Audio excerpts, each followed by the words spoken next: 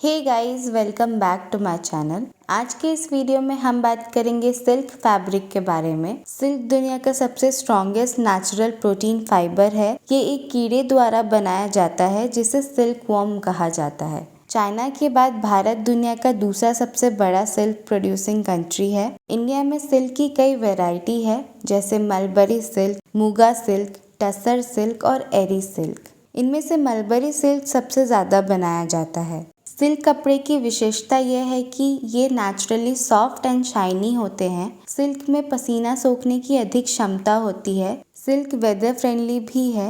इसके कपड़े किसी भी मौसम में पहने जा सकते हैं, क्योंकि सिल्क के कपड़े सर्दी में गर्म और गर्मी में ठंडे होने का एहसास कराते हैं। सिल्क के धागे सिल्कवॉर्म के द्वारा खुद ही कीड़े मकोड़ों से बचने के लिए बनाए जाते हैं, जो कि एक विशेष प्रकार के प्रोटीन से बना होता है। इसीलिए सिल्क का कपड़े में फंगस नहीं लगता है। सिल्क के कपड़े पहनने से आपको कभी एलर्जी नहीं होगा। कुछ लोगों को किसी किसी कपड़े से एलर्जी की समस्या होती है, लेकिन सिल्क का कपड़ा हाइपो एलर्जेनिक होता है, यानी इसे पहनने से एलर्जी नहीं होती है। सिल्क प्रोसेस को सेरीकल्चर भी कहा जाता है। सबसे पहले फीमेल सिल्क मॉथ मलबरी के पत्तों पर अंडे देती है। अंडों से निकलता है लार्वा। लार्वा लगातार मलबरी लीव्स खाते रहते हैं। ये बहुत जल्दी बड़े हो जाते हैं। कुछ दिन मलबरी लीव्स खाने के बाद लार्वा अपने आसपास एक कुकून बनाने लगता है। कुकून ही बेसिकली सिल्क होता है। जब लार्वा कुकून में आ जाता है तो उसे प्यूपा कहते हैं। 16 दिन तक कुकून में रहने के बाद वो मॉथ बन जाते हैं।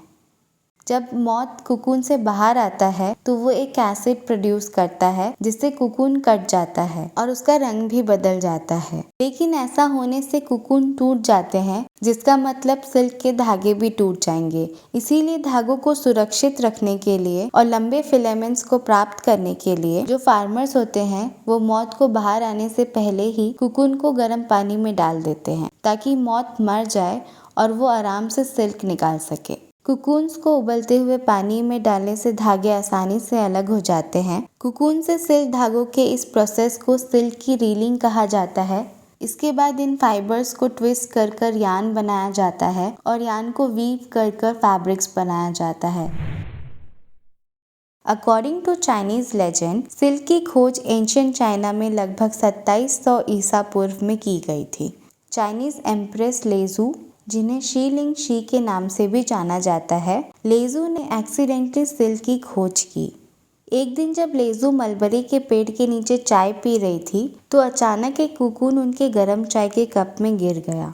जब लेजू ने अपने चाय के कप से कुकून को उठाया तो सिल्क के धागे का सिरा ढीला हो गया और कुकून खुलने लगा। लेजू ने देखा कुकून सिल्क के एक लंबे धागे से बना था। जैसे ही कुकून अपने आप खुलने लगा, वो कुकून को एक लंबे धागे से बना देखकर आश्चर्य हो गई। तो लेजू को एक आइडिया आया। उसने उस थ्रेड को बुनकर फैब्रिक बनाया और उसकी क्यूरियोसिटी ने ही सिल्क कपड़े और सेरीकल्चर का आविष्कार किया। इतिहास की किताबों में उन्हें गॉडेस ऑफ सिल्क और सिल्क वॉर्म मदर के रूप में डिस्क्राइब किया गया है। लेजू ने जब अपनी खोज को अपने हस्बैंड येलो सम्राट होंग टी के साथ शेयर किया, जिन्होंने उनकी सिल्क वॉर्म के जीवन को ऑब्जर्व करने के लिए एनकरेज किया।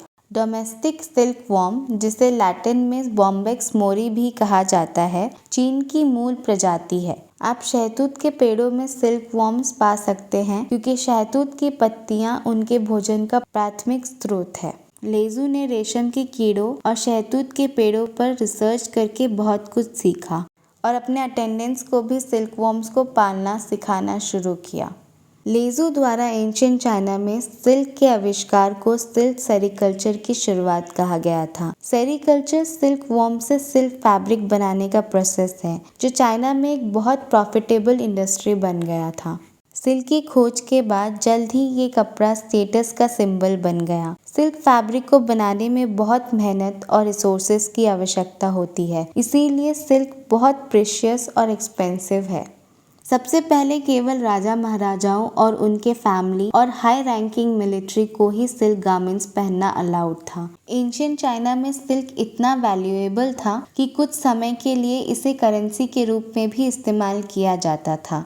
बहुत लंबे समय तक चीन सिल्क प्रोडक्शन पर मोनोपोली बनाए रखने में कामयाब रहा। चीन ने सिल्क वॉर्म्स और उनके एग्स को दूसरे देशों में ले जाने पर भी बैन लगा दिया था। जो कोई भी इस प्रतिबंध का उल्लंघन करता था उसे मौत की सजा का सामना करना पड़ता था। Chinese authorities tried hard to keep everything about silk making a secret to protect their monopoly, लेकिन अधिकांश रहस्यों की तरह ये जानकारी लीक होने लगी और फिर चाइना के अलावा और भी कंट्रीज में सिल्क बनने लगा। सो आई होप आपको ये इन्फॉर्मेशन पसंद आई होगी। Thank you. See you next time.